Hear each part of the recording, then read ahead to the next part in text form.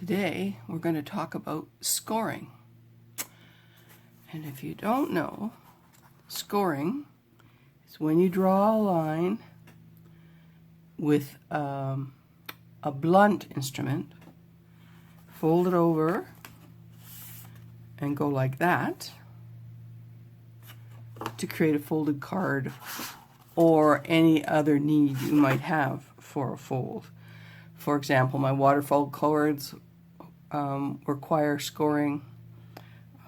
Many fancy cards require scoring.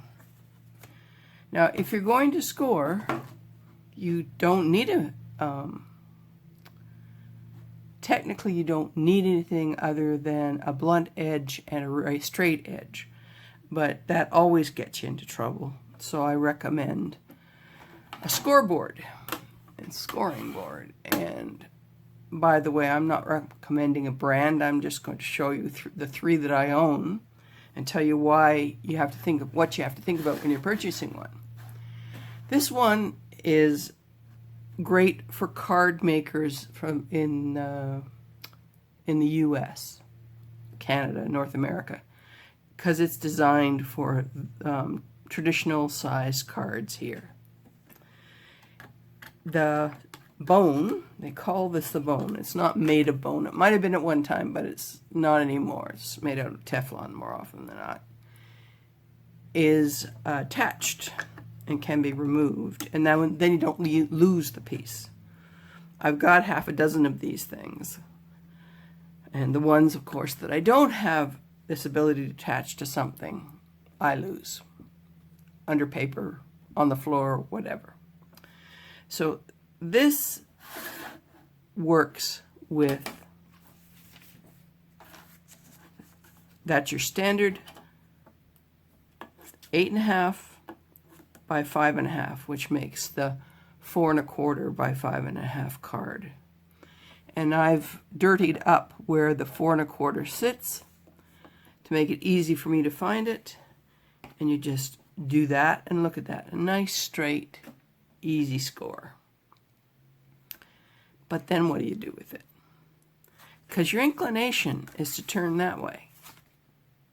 But I found that if you turn it over and fold that way, and I also recommend that you use the corner, you actually use the square of that, so you push everything in so it's as close. And then you use your bone folder. The card actually lies flatter than if you do it the other way. And the thing to note is that the thicker the paper, the more likely it is that you need to do it in the opposite direction. Because I'm using 110 on this one, and it doesn't like to lie flat, no matter how hard you do. But if you fold it in the direction opposite to what you scored it, then there it is. It stays flat. Now, I showed you my favorite first, but I'll show you another one. If you want to avoid multiple bits and pieces, this thing cuts and scores. You have to take the cutter part away, and then you have the score available. And this works for papers up 12 by 12, which is for the scrapbooking size paper. If you're a card maker, you may never use 12 by 12. But if you're a card maker always looking for a bargain, you might find you're buying 12 by 12. That measures, that cuts, that scores. And then there's the mega one. This